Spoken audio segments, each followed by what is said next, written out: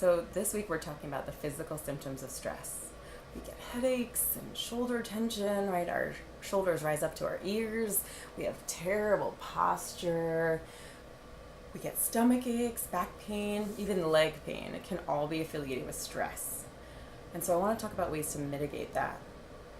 Are there ways I haven't mentioned? I'd really like you to comment on my new YouTube channel. I'm still kind of working it out and getting excited about making more videos.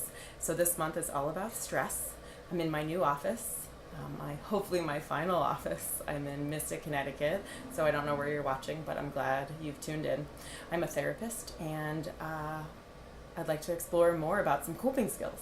So one really good thing I like is to change the temperature of your body. When you're stressed out, or maybe when you're crying, it can be really great to hold a piece of ice or put cold water on your face to calm things down that are going on in your body, because there are a lot of chemical reactions, a lot of physical reactions that are happening. So hold a piece of ice in your hand. See what that feels like. Can you think about anything else except the searing pain in your hand? You probably can't, and it can help kind of trigger some neurons in your brain and change some pathways so all of the sensation is on your hand. I'd like to hear more about if you try that out.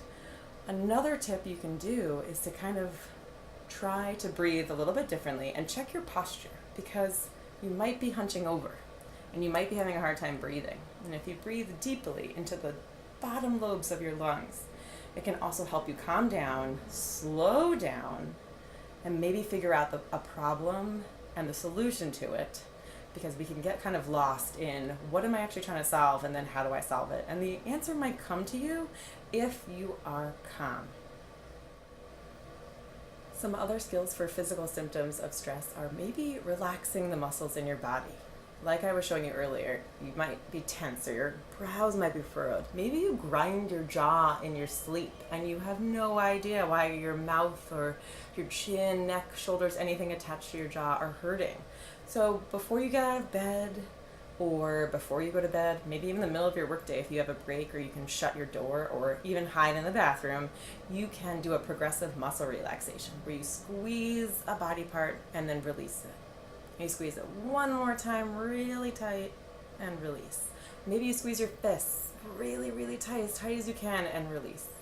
And one more time just to see the difference in squeezing and relaxing and how much better and lighter you can feel from doing something like that.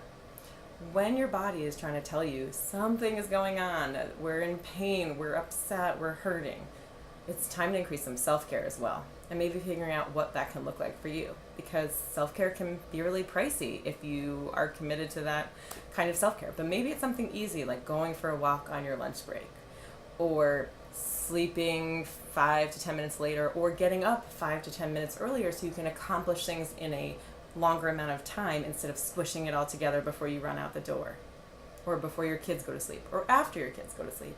It really depends. Have you been to a doctor recently? Maybe that pain is actually not about stress. Maybe you have an actual medical problem.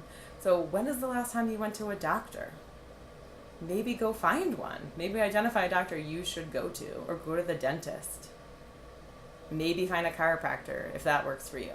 But going to the people that can offer us help. Maybe it's time to go to therapy. Maybe it's time you talk to a friend you haven't checked in with in a while, as long as they're a safe person that you can trust. But consider that there are lots of options if you're feeling the physical symptoms of stress. There'll be more next week. We're going to talk about emotional and sort of the mental health side of stress, sort of internal things that you can't necessarily pinpoint where they are, but they're there. So more, please stay tuned, subscribe, and thank you so much.